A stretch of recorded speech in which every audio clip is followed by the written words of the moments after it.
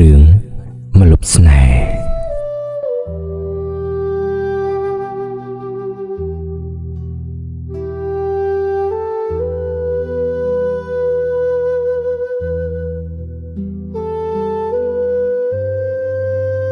នៅកណ្ដាលទីក្រុងភ្នំពេញដ៏អ៊ូអរនារីវ័យ25ឆ្នាំម្នាក់ឈ្មោះម៉ាលីបានរកឃើញផាសុកភាពក្នុងហាងកាហ្វេតូចមួយឈ្មោះម្លប់ស្នេហ៍ហាងនេះមានទ្វារឈើចាស់ៗនិងមានក្លិនកាហ្វេដែលតែងតែធ្វើឲ្យនាងមានអារម្មណ៍ដូចនៅផ្ទះម៉ាលីគឺជាអ្នករចនាក្រាហ្វិកឯករាជ្យហើយពេលព្រឹកនាងតែងតែហៅភេសជ្ជៈឡាតេក្តៅមួយកែវហើយអង្គុយនៅលើកៅអីកែងបង្អួចនិងធ្វើការលើកុំព្យូទ័រយូរដៃរបស់នាង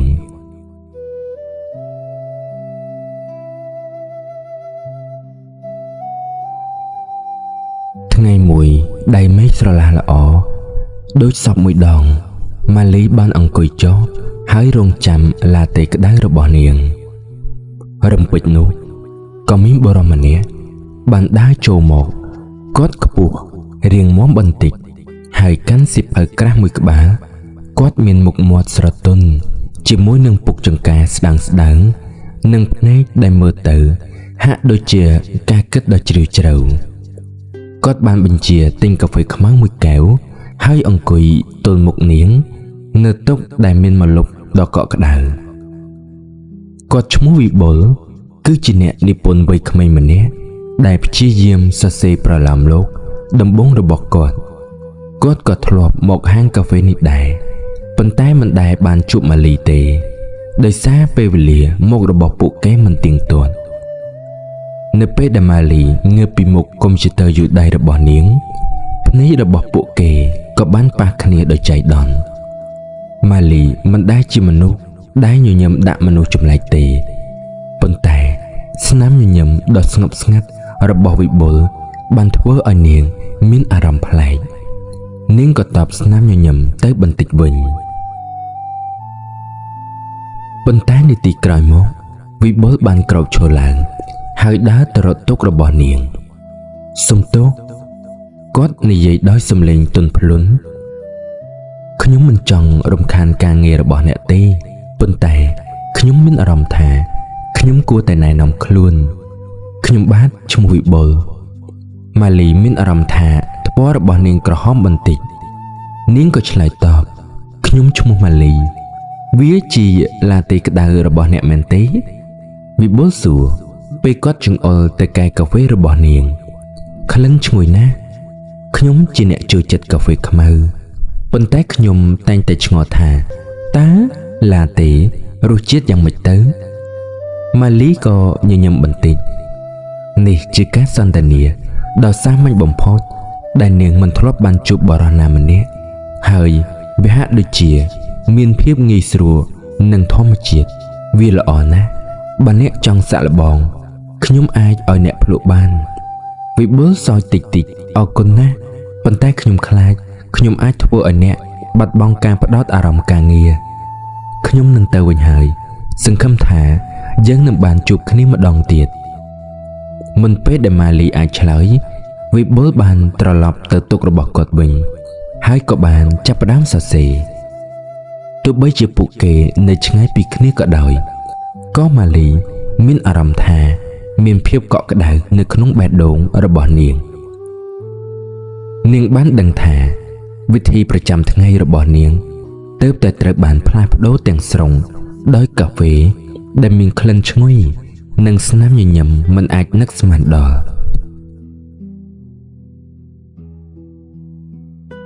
បន្ទាប់ពីថ្ងៃនោះមកម៉ាលីនិងវិបុលបានចាប់ផ្ដើមជួបគ្នានៅហាងកាហ្វេម្លប់ស្នេហ៍ស្ទើរតែរាល់ថ្ងៃពេលខ្លះពួកគេបានអង្គុយនៅតុរៀងៗខ្លួនហើយធ្វើការដោយស្ងៀមស្ងាត់ពេលខ្លះទៀតពួកគេបានសន្ទនាគ្នាខ្លីៗអំពីអាកាសធាតុភាពយន្តឬភាពលំបាកនៃការងារឯករាជ្យការសន្ទនាមួយថ្ងៃបាននាំឲ្យមានការសន្ទនាមួយថ្ងៃទៀតពីដំបូងមានការស្ទាក់ស្ទើរ ឥឡូវនេះពួកគេចាប់ផ្ដើមចែករំលែកនៅចំណង់ចំណូលចិត្តរឿងក្នុងវ័យកុមារភាពនិងក្តីសុបិនរបស់ពួកគេម៉ាលីបាននិយាយថាវិបុលសុបិនចង់សរសេររឿងដែលប៉ះពាល់ដល់បេះដូងមនុស្សវិបុលបាននិយាយថាម៉ាលីប្រើការរចនារបស់នាងដើម្បីបង្កើតពិភពលោកមួយដែលនាងចង់ឃើញ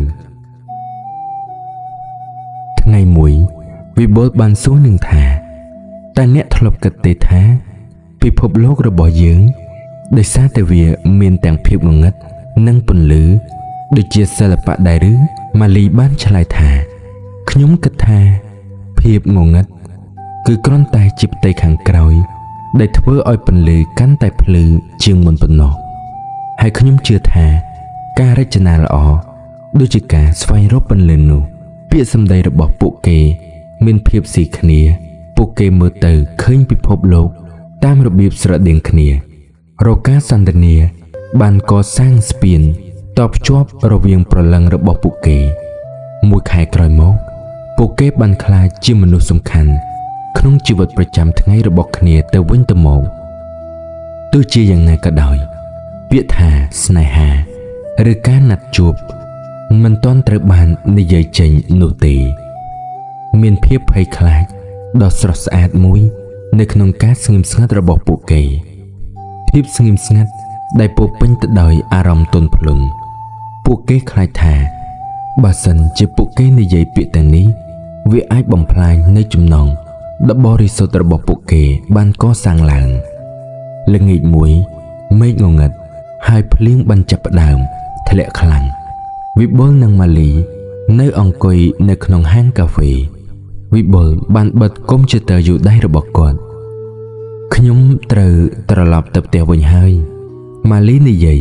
រងចាំបន្តិចវិបុលក៏និយាយថាវាពិតជាត្រជាក់ខ្លាំងណាស់យកអាវធំរបស់ខ្ញុំទៅអ្នកអាចឲ្យខ្ញុំវិញថ្ងៃស្អែកក៏បានម៉ាលីបានយកអាវធំរបស់គាត់វាមានក្លិនក្រអូបឈ្ងុយឈ្ងប់ដូចគាត់ដែរនៅពេលដែលនាងពាក់វានាងមានអារម្មណ៍ថាដូចជាកំពុងអោបគាត់យ៉ាងកក់ក្ដៅនៅពេលនោះពួកគេដឹងថាទំនាក់ទំនងនេះគឺវាជ្រៅជាងមិត្តភាពទៅទៀតពួកគេគ្រាន់តែរងចាំនរណាម្នាក់ក្លាហានគ្រប់គ្រាន់ដើម្បីនិយាយវាចេញមក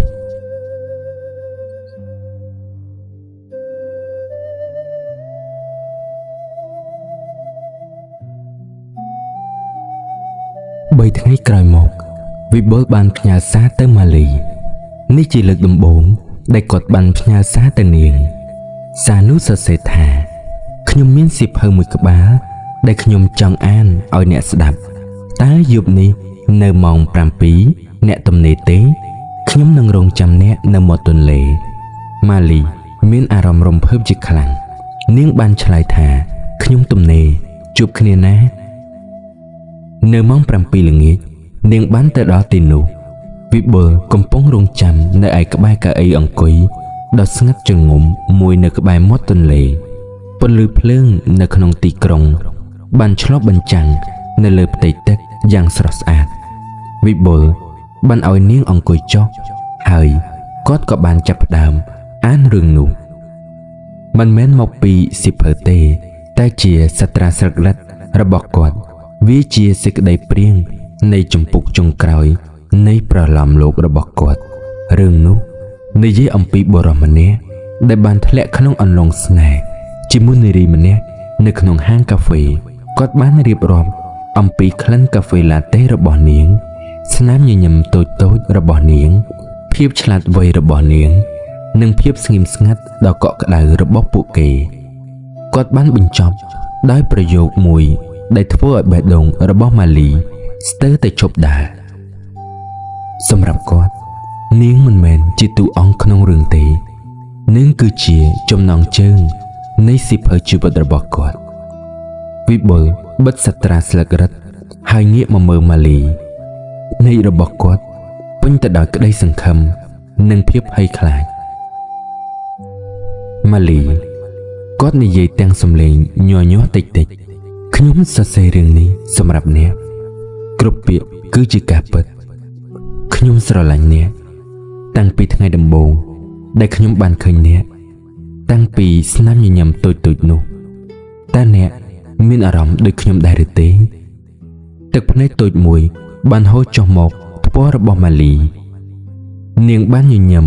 ដោយក្តីរីករាយនាងបានរងចាំពាក្យនេះយូរណាស់មកហើយនាងនិយាយថាវិបុលខ្ញុំមិនគ្រាន់តែមានអារម្មណ៍ដូចអ្នកទេខ្ញុំក៏បានសង្ឃឹមថាអ្នកនឹងនិយាយពាក្យទាំងនេះចេញមកអ្នកគឺជាពន្លឺដែលធ្វើឲ្យពិភពលោកខ្ញុំភ្លឺនៅក្រោមពន្លឺភ្លើងទីក្រុងដ៏ស្រស់ស្អាតវិបុលបានចាប់ដៃនាងយ៉ាងណែនទីបំផុតពួកយើងបានបំបែកភាពស្ងៀមស្ងាត់ហើយទុកឲ្យស្នេហាថ្មីនេះចាប់ផ្ដើមរីកដុះដាលរឿងស្នេហារបស់ពួកគេគ្រាន់តែជាការចាប់ផ្ដើមប៉ុណ្ណោះបន្ទាប់ពីសារភាពស្នេហ៍ម៉ាលីនិងវិបុលបានចំណាយពេលនៅជាមួយគ្នាកាន់តែច្រើនពួកគេបានចែករំលែកនៅចំណង់ចំណូលចិត្តអំពីប្រវត្តិសាស្ត្រខ្មែរដោយពិសេសគឺសម័យអង្គរវិបុលតែងតែអានសៀវភៅអំពីទេវកថាចំណែកឯម៉ាលីចូលចិត្តគូររូបប្រាសាទបុរាណល្ងាចមួយពួកគេបានជួបគ្នាដើម្បីពិភាក្សាអំពីគម្រោងការងារថ្មីរបស់ម៉ាលីការរចនាផ្ទាំងគំនូរ Digital មួយសម្រាប់សារមន្ទីរជាតិដែលបង្ហាញពីជីវិតប្រចាំថ្ងៃរបស់ប្រជាជននៅសតវត្សទី12ខ្ញុំគូសរូបទេសភាពនិងប្រាសាទបានប៉ុន្តែខ្ញុំមិនអាចចាប់យករូបភាពមនុស្សឲ្យមានភាពរស់រវើកបានទេខ្ញុំចង់ដឹងថាតើពួកគេមានអារម្មណ៍យ៉ាងណារបៀបដែលពួកគេស្លៀកពាក់និងការរស់នៅពិតប្រាកដវិបុលឆ្លើយថាខ្ញុំយល់ខ្ញុំក៏ដូចគ្នាដែរខ្ញុំអាចសរសេរអំពីវីរបុរសនិងស្ដេចប៉ុន្តែខ្ញុំមិនអាចស្រមៃមើលស្ត្រីដ៏សាមញ្ញម្នាក់ដែលដើរទៅដងទឹកបានទេពួកគេកំពុងអង្គុយនៅក្នុងបន្ទប់ជួលរបស់ម៉ាលីដែលពោរពេញទៅដោយគំនូរនិងផែនទីបុរាណនៅលើតុមានវត្ថុចម្លែកមួយដែលម៉ាលីបានទិញពីផ្សារចាស់កញ្ចប់មូលតូចមួយដែលមានរូបចម្លាក់រចនាបថអង្គរវាមើលទៅហាក់ដូចជាចាស់ណាស់ហើយមានក្លិនឈ្ងុយដូចជាផ្សែងធូបបុរាណវិបុលបានចាប់ឡើងវាស្អាតណាស់តែជាវត្ថុអ្វីទៅខ្ញុំមិនដឹងច្បាស់ទេម៉ាលីឆ្លើយអ្នកលក់និយាយថាវាជារបស់សម្រាប់មើលជំងឺឬជាអ្វីមួយប៉ុន្តែវាធ្វើឲ្យខ្ញុំមានអារម្មណ៍ចម្លែករាល់ពេលដែលខ្ញុំកាន់វានៅពេលដែលវិបុលកំពុងពិនិត្យមើលកញ្ចប់នោះគាត់ក៏បានប៉ះរូបចម្លាក់នាគតូចមួយដោយចៃដន្យរំពេចនោះកញ្ចប់នោះក៏បញ្ចេញពន្លឺពណ៌មាសយ៉ាងខ្លាំងរហូតដល់ភ្នែករបស់ពួកគេមើលមិនឃើញអ្វីទាំងអស់ក្នុងពេលជាមួយគ្នានោះពួកគេមានអារម្មណ៍ថាដីកំពុងរំជួលហើយក្លិនកាហ្វេពីកែទុកម៉ាលីបានបាត់អស់ហើយជំនួសមកវិញដោយក្លិនដីសើមនិងដើមឈើវិបុលនិងម៉ាលីបានបិទភ្នែកហើយពេលដែលពួកគេបានបើកឡើងវិញពិភពលោកក៏បានផ្លាស់ប្ដូរ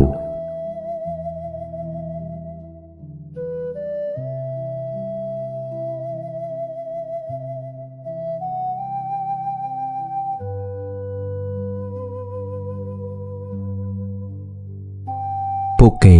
មិនបាននៅក្នុងបន្ទប់ជួលរបស់ម៉ាលីទៀតទេពួកគេកំពុងឈរនៅកណ្ដាលវាលស្រែដ៏ធំមួយដែលមានដើមត្នោតដ៏លាតសន្ធឹងដល់ជើងមេឃនៅចម្ងាយពួកគេមើលឃើញប្រាសាទថ្មដ៏ធំមហិមាមួយដែលមិនទាន់មានការបាក់បែកហើយពោរពេញទៅដោយជីវិតមនុស្សម្នាកំពុងតែធ្វើដំណើរទៅមកស្ត្រីស្លៀកសំពត់ហូលធម្មតាក្មេងៗលេងល្បែងប្រជាប្រិយហើយបរិបរោះស្លៀកសារ៉ុងធ្វើការម៉ាលីនិងវិបុលមើលទៅសម្លៀកបំពាក់របស់ពួកគេអាវយឺតនិងខោកាប៊យពួកគេគឺជាជនបរទេសទាំងស្រុងនៅក្នុងបរិស្ថាននេះម៉ាលីនិយាយខ្សឹបខ្សឹបដោយភាពភ័យខ្លាចតើយើងនៅឯណាវិបុលនៅតែចាប់កញ្ចប់ស្ពាន់នោះ មើលទៅម៉ាលីខ្ញុំគិតថាយើងបានឆ្លងពេលវេលាខ្ញុំគិតថាយើងនៅយសោធបុរៈរាជធានីអង្គរនៅសតវត្សទី12ភាពភ័យខ្លាចបានរសាត់បាត់ទៅដោយភាពរំភើបសម្រាប់ពួកគេដែលជាអ្នកស្រឡាញ់ប្រវត្តិសាស្ត្រនេះគឺជាឱកាសដើម្បីរស់នៅក្នុងប្រវត្តិសាស្ត្រដែលពួកគេតែងតែអានវិបុលនិយាយថាយើងត្រូវលាក់ខ្លួនសម្លៀកបំពាក់របស់ពួកយើងនឹងធ្វើឲ្យមនុស្សចាប់អារម្មណ៍ពួកគេបានលាក់ខ្លួននៅក្នុងព្រៃតូចមួយក្បែរផ្លូវរទេះហើយសង្កេតមើលជីវិតនៅជុំវិញពួកគេក្រោយមកពួកគេបានចូលទៅក្នុងទីក្រុងដើម្បីសម្របខ្លួនពួកគេបានប្រើប្រាស់លុយខ្មែរដែលនៅសេសសល់នៅក្នុងកាបូបរបស់ម៉ាលីដែលពួកគេសង្ឃឹមថាអាចប្រើប្រាស់បាននៅក្នុងសម័យនោះទិញសម្លៀកបំពាក់ក្នុងស្រុកពីស្ត្រីម្នាក់ដែលមើលទៅភ័យខ្លាចដោយសារតែបង្ហាញកាយវិការរបស់ពួកគេវិបុលស្លៀកសារ៉ុងនិងអាវដៃវែងចំណែកឯម៉ាលីស្លៀកសំពត់ហូលនិងអាវប៉ាក់ធម្មតាប៉ុន្តែបញ្ហាមួយបានកើតឡើងពួកគេនិយាយភាសាខ្មែរសម័យទំនើបភាសាសម័យនោះមានភាពខុសប្លែកទាំងស្រុងពួកគេនិយាយដោយប្រុងប្រយ័ត្នបំផុតនៅពេលដែលពួកគេដើរកាត់ផ្លូវថ្នល់ពួកគេបានឃើញភស្តុតាងដ៏អស្ចារ្យនៃភាពរុងរឿងរបស់អង្គរជាងចម្លាក់កំពុងឆ្លាក់ថ្មនៅឯក្បែរប្រាសាទដែលកំពុងសាងសង់ទាហាននៅក្នុងគ្រឿងសឹកស្អាតបាតនិងអ្នកជំនាញកំពុងតែដឹកទំនិញបរទេសម៉ាលីបានចាប់ដៃវិបុលនេះគឺជាការពិតទីបំផុតខ្ញុំអាចរចនារបស់ខ្ញុំបានពួកគេបានក្លាយជាបងប្អូនជីដូនមួយដែលភៀសខ្លួនមកពីតំបន់ដាច់ស្រយាលមួយពួកគេបានសម្រេចចិត្តលាក់ខ្លួននៅឯក្បែរប្រាសាទមួយដែលមិនសូវមានមនុស្សម្នាទៅមកហើយវិបុលបានចាប់ផ្ដើមសរសេរនៅអ្វីគ្រប់យ៉ាងដែលគាត់បានឃើញនៅលើក្រដាសដែលគាត់លាក់នៅហៅប៉ៅរបស់គាត់ម៉ាលីក៏បានគូវាដែរប៉ុន្តែនៅទីយប់ទី3បញ្ហាបានកើតឡើងវិបុលបានធ្លាក់ខ្លួនឈឺដោយសារគ្រុនក្តៅគាត់មិនអាចក្រោកពីដំណេកបានទេហើយបបោមាត់គាត់ស្ងួតម៉ាលីមានអារម្មណ៍ភ័យស្លន់ស្លោនៅក្នុងសម័យទំនើបនាងអាចហៅពេទ្យបានប៉ុន្តែនៅទីនេះនាងមិនដឹងថាត្រូវធ្វើអ្វីទេនាងបានត្រឹមតែស្អំទឹកត្រជាក់ឲ្យគាត់នៅពេលដែលវិបុលកំពុងតែដេកលក់ទាំងលហិតលហីគាត់ក៏បាននិយាយខ្សឹបថាកាហ្វេឡាតេខ្ញុំត្រូវការក្លិនក្រអូបម៉ាលីដឹងថាគាត់និយាយពីពិភពលោករបស់ពួកគេនាងបានចាប់តាំងនៅផ្ទះរបស់នាងខ្លាំងណាស់នៅពេលព្រឹកព្រលឹមស្ត្រីចំណាស់ម្នាក់ដែលដើរមកបេះបន្លែបានឃើញម៉ាលីកំពុងយំក្បែរវិបុលស្ត្រីនោះមានការអាណិតអាសូរហើយសួរជាភាសាបុរាណកូនស្រីតើបងប្អូនរបស់កូនមានរឿងអ្វីម៉ាលីបានឆ្លើយទាំងទឹកភ្នែកជាភាសាសម័យទំនើបគាត់ឈឺគាត់មិនសូវស្រួលខ្លួនទេនាងបានចង្អុលទៅបេះដូងរបស់គាត់ស្ត្រីចំណាស់នោះហាក់ដូចជាយល់គាត់ក៏បានយកឫសឈើនិងថ្នាំបុរាណមួយចំនួនមកគាត់បានស្ងោរវារួចយកទឹកឲ្យវិបុលផឹក2ថ្ងៃក្រោយមកវិបុលក៏បានជាសះស្បើយឡើងវិញម៉ាលីបានអោបស្ត្រីចំណាស់នោះពួកគេទាំងពីរនាក់ដឹងថាពួកគេមិនអាចរស់នៅក្នុងសម័យនេះយូរបានទេពួកគេត្រូវត្រឡប់ទៅផ្ទះវិញជីវិតដែលគ្មានអគ្គិសនីគ្មានថ្នាំទំនើបគ្មានកាហ្វេឡាតេគឺមិនមែនជាកន្លែងដែលពួកគេអាចស្នាក់នៅបានយូរឡើយយើងត្រូវតែទៅវិបុលនិយាយខណៈពេលដែលគាត់កាន់កញ្ចប់ស្ពាន់ដែលមានវត្ថុដ៏មានតម្លៃរបស់ពួកគេយើងទទួលបានការបំផុសគំនិតហើយឥឡូវនេះដល់ពេលដែលយើងត្រឡប់ទៅសម័យរបស់ពួកយើងវិញហើយពួកគេក៏បានត្រឡប់ទៅកន្លែងរបស់ពួកគេបានមកដល់ដំបូងវិបុលបានចាប់ដៃម៉ាលីយ៉ាងណែនហើយពួកគេបានកាន់កញ្ចប់ស្ពាន់នោះ ហើយបានប៉ះរឹកចម្លាក់នាគឡើងវិញពន្លឺពណ៌មាសមួយទៀតបានផ្ទុះឡើងហើយពួកគេក៏មានអារម្មណ៍ថាដីកំពុងរំជួយម្ដងទៀតនៅពេលដែលពន្លឺបានរលឹកពួកគេបានត្រឡប់មកបន្ទប់ជួលម៉ាលីវិញកាហ្វេឡាតេនៅលើតុតែវាក៏ត្រជាក់អស់ហើយម៉ាលីនិងវិបុលបានអោបគ្នាអារម្មណ៍ពួកគេគឺបានហូរពីការរៀបរាប់ពួកគេបានផ្លាស់ប្ដូរទាំងស្រុងវិបុលបានបញ្ចប់ប្រឡំលោករបស់គាត់ជាមួយនឹងសេចក្តីលម្អិតដ៏រស់រវើកអំពីជីវិតនៅអង្គរម៉ាលីបានបញ្ចប់ការរចនាផ្ទាំងគំនូរ Digital របស់នាងផងដែរនាងបានគូរនៅស្នាមញញឹមដ៏បរិសុទ្ធរបស់ស្ត្រីចំណាស់ដែលបានជួយពួកគេកញ្ចប់ស្ពាន់នោះបានលាក់ទុកយ៉ាងមានសុវត្ថិភាពពួកគេមិនបានប្រើប្រាស់វាទៀតទេប៉ុន្តែវាបានបន្សល់ទុកនៅសេចក្តីស្រឡាញ់នៃក្តីស្រឡាញ់ដ៏ជ្រាលជ្រៅដែលបានឆ្លងកាត់សម័យកាលស្នេហារបស់គេត្រូវបានសាកល្បងដោយពេលវេលាហើយបានក្លាយជាដ៏រឹងមាំដូចជាប្រាសាទថ្មបុរាណពួកគេដឹងថា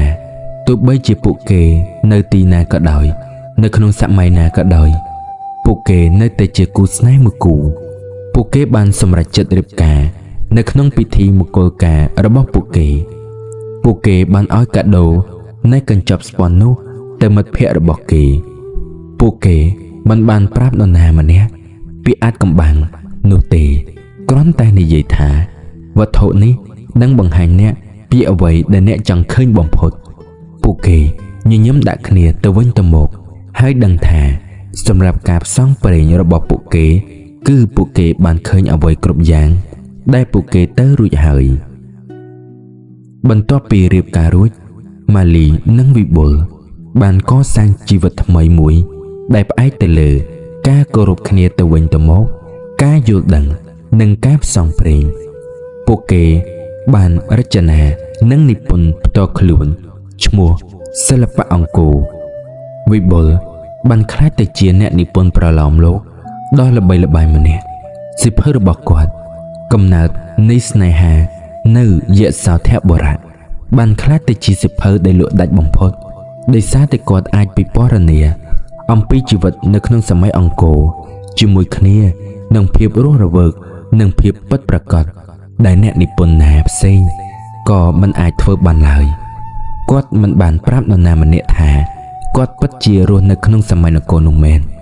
ចំណែកឯម៉ាលីនាងក៏បានក្លាយទៅជាអ្នករចនាដ៏ល្បីល្បាញ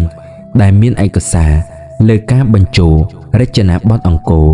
នៅក្នុងសម្លៀកបំពាក់និងការរចនាបែបទំនើបនាងបានប្រើប្រាស់ចំណេះដឹងដែលនាងបានរៀនអំពីរបៀបមនុស្សពិតប្រាកដស្លៀកពាក់នៅឯសម័យបុរាណមិនមែនគ្រាន់តែផ្អែកទៅលើចម្លាក់ថ្មនោះទេប៉ុន្តែអ្វីដែលសំខាន់ជាងនោះគឺភាពជោគជ័យនៃអាជីពគឺពួកគេបានបង្កើតគ្រួសារពួកគេមានកូនប្រុសស្រី2នាក់ដែលពួកគេបានបង្រៀនឲ្យស្រឡាញ់នៅប្រវត្តិសាស្ត្រខ្មែរហើយតែងតែប្រាប់កូនថាភាពជោគជ័យគឺមិនមែនគ្រាន់តែជាការងារទេតែជាចំណងទំនាក់ទំនងដែលពួកយើងមានជាមួយគ្នាម៉ាលីនិងវិបុលតែងតែនឹកឃើញដល់ស្ត្រីចំណាស់នៅឯសម័យអង្គរដែលបានជួយសង្គ្រោះជីវិតវិបុលរាល់ពេលដែលពួកគេប្រឈមមុខនឹងការលំបាកក្នុងជីវិតពួកគេតែងនិយាយថាបើយើងអាចរស់រានមានជីវិតនៅក្នុងសតវត្សទី12នោះបាននោះបញ្ហាគ្មានអ្វីធំដុំទេជីវិតរបស់ពួកគេភាពងាយស្រួលនោះទេមានពេលខ្លះដែលពួកគេមានបញ្ហាហិរញ្ញវត្ថុការឆ្លោះប្រកែកគ្នានិងការលំបាកផ្នែកសុខភាពប៉ុន្តែពួកគេតែងតែចាប់ដៃគ្នាដើរទៅមុខជានិច្ចដោយដឹងថាចំណងរបស់ពួកគេនៅជ្រៅជាងអាយុកាលទៅទៀតឆ្នាំបានហោះយ៉ាងលឿនឥឡូវនេះម៉ាលីនិងវិបុលមានអាយុ70ឆ្នាំទៅហើយសក់របស់ពួកគេបានស្កើហើយស្នាមជ្រីវជ្រួញបានកើតឡើងនៅលើផ្ទៃមុខរបស់ពួកគេប៉ុន្តែភ្នែករបស់ពួកគេនៅតែមានពន្លឺនៃសេចក្តីស្រឡាញ់ដដែលដែលបានចាប់ផ្ដើមនៅហាងកាហ្វេតូចនោះ ពួកគេចូលនិវត្តន៍ហើយបានចំណាយពេលវេលារបស់ពួកគេភាគច្រើននៅក្នុងផ្ទះឈើដ៏ស្ងប់ស្ងាត់មួយនៅឯជិតមាត់ទន្លេវិបុលលែងអាចសរសេរបានច្រើនទៀតហើយដោយសារជំងឺរលាកសន្លាក់ប៉ុន្តែម៉ាលីតែងតែអានសៀវភៅរបស់គាត់ឲ្យស្ដាប់ថ្ងៃមួយពេលកំពុងសម្អាតផ្ទះពួកគេបានឃើញកញ្ចប់ស្ពាន់ដែលជាវត្ថុអនុស្សាវរីយ៍របស់ពួកគេវាត្រូវបានរុំដោយក្រណាត់ហូរចាស់មួយវិបុលបានយកវាឡើងដោយដៃញ័រមើលទៅម៉ាលីវាមិនប្រែប្រួលសោះម៉ាលីញញឹមវាបាននាំយើងទៅកាន់ការផ្សងព្រេងដ៏អស្ចារ្យបំផុតនៅក្នុងជីវិតរបស់ពួកយើងវាបានបង្រៀនឲ្យយើងដឹងថាតើអ្វីជាសារៈសំខាន់បំផុតពួកគេបានអង្គុយនៅលើរានហាលហើយមើលថ្ងៃលិចព្រះអាទិត្យបានបញ្ចេញពន្លឺពណ៌ទឹកក្រូចដ៏ស្រស់ស្អាតតើពួកអ្នកធ្លាប់ឆ្ងល់ទេថាបើយើងមិនដែលត្រឡប់មកវិញតើជីវិតរបស់យើងនឹងទៅជាយ៉ាងណាវិបុលបានក្តាប់ដៃនាងខ្ញុំប្រហែលជានៅតែជាអ្នកនិពន្ធដែលបាត់បង់ការបំផុសគំនិតហើយអ្នកនៅតែជាអ្នករចនាដែលមិនដឹងថាត្រូវគូសអ្វីប៉ុន្តែអ្វីដែលខ្ញុំដឹងច្បាស់គឺទោះបីជាយើងនៅសម័យណាក៏ដោយក៏ខ្ញុំនៅតែស្វែងរកអ្នក2ឆ្នាំក្រោយមកវិបុលបានធ្លាក់ខ្លួនឈឺធ្ងន់ហើយដឹងថាពេលវេលារបស់ពួកគាត់មិនយូរទៀតទេម៉ាលីនៅក្បែរគាត់គ្រប់ពេលវេលានៅយប់ចុងក្រោយវិបុលបានកាន់ដៃម៉ាលីយ៉ាងណែនគាត់ខ្សឹបថាម៉ាលីសូមអរគុណដែលបានចែករំលែកទាំងក្លិនកាហ្វេនិងផ្សែងធូបជាមួយខ្ញុំវាគឺជាដំណើរជីវិតដ៏អស្ចារ្យម៉ាលីតបទៅវិញទាំងទឹកភ្នែកគ្មានអ្នកណាអាចជំនួសអ្នកបានឡើយវិបុលគឺអ្នកជាចំណងជើងនៃសៀវភៅរបស់ខ្ញុំវិបុលបានដកដង្ហើមចុងក្រោយដល់ស្នាមញញឹមដ៏ស្ងប់ស្ងាត់ម៉ាលីបានរស់នៅតែម្នាក់ឯងអស់រយៈពេល8ឆ្នាំនាងនៅតែទៅហាងកាហ្វេម្លប់ស្នេហ៍ជារៀងរាល់ព្រឹកហើយបញ្ជាទិញឡាតេក្តៅមួយកែវនិងកាហ្វេខ្មៅមួយកែវហើយនាងអង្គុយនៅលើកៅអីកែងបង្អួចហើយចងចាំនៅអនុស្សាវរីយ៍របស់ពួកគេនៅពេលដែលម៉ាលីស្លាប់ដោយភាពចាស់ជរាកូនរបស់ពួកគេបានឃើញកញ្ចប់ស្ពាន់នៅក្នុងប្រអប់ដ៏ស្អាតមួយនៅក្បែរនោះមានលិខិតមួយសរសេរដោយវិបុលនិងម៉ាលីកូនជាទីស្រឡាញ់កញ្ចប់នេះមានអំណាចក្នុងការផ្លាស់ប្ដូរពេលវេលាប៉ុន្តែកុំប្រើវាមេរៀនដែលសំខាន់បំផុតក្នុងជីវិតគឺមិនមែនដើម្បីរត់គេចពីពេលវេលានោះទេប៉ុន្តែត្រូវប្រើពេលវេលាដែលយើងមានឲ្យមានតម្លៃភាពអស្ចារ្យនៃជីវិតគឺស្ថិតនៅលើភាពសាមញ្ញនៃសេចក្តីស្រឡាញ់ដែលនៅតែរឹងមាំទោះបីជាពេលវេលានិងសម័យកាលផ្លាស់ប្ដូរក៏ដោយឥឡូវនេះសូមទៅរស់នៅជីវិតរបស់កូនចុះជួបគ្នាម្ដងទៀតដោយក្តីស្រឡាញ់ជានិច្ចពីប៉ាម៉ាក់ខ្លឹមសារនៃរឿងរ៉ាវរបស់ម៉ាលីនិងវិបុលបង្ហាញថាស្នេហាពិតគឺខ្លាំងជាងពេលវេលាទៅទៀតវាមិនសំខាន់ទេថាតើយើងមានអំណាចក្នុងការផ្លាស់ប្ដូរពេលវេលាយ៉ាងណាប៉ុន្តែអ្វីដែលសំខាន់គឺរបៀបដែលយើងប្រើពេលវេលាដែលយើងមានដើម្បីស្រឡាញ់ស្វែងយល់និងបង្កើតអនុស្សាវរីយ៍ដ៏មានតម្លៃជាមួយមនុស្សដែលយើងស្រឡាញ់ជីវិតដែលបានរស់នៅប្រកបដោយក្តីស្រឡាញ់គឺជារឿងដ៏អស្ចារ្យបំផុតដែលមិនចាំបាច់ឆ្លងកាត់សម័យកាលណាមួយឡើយរឿងម្លប់ស្នេហ៍ចប់ដោយបរិបូរណ៍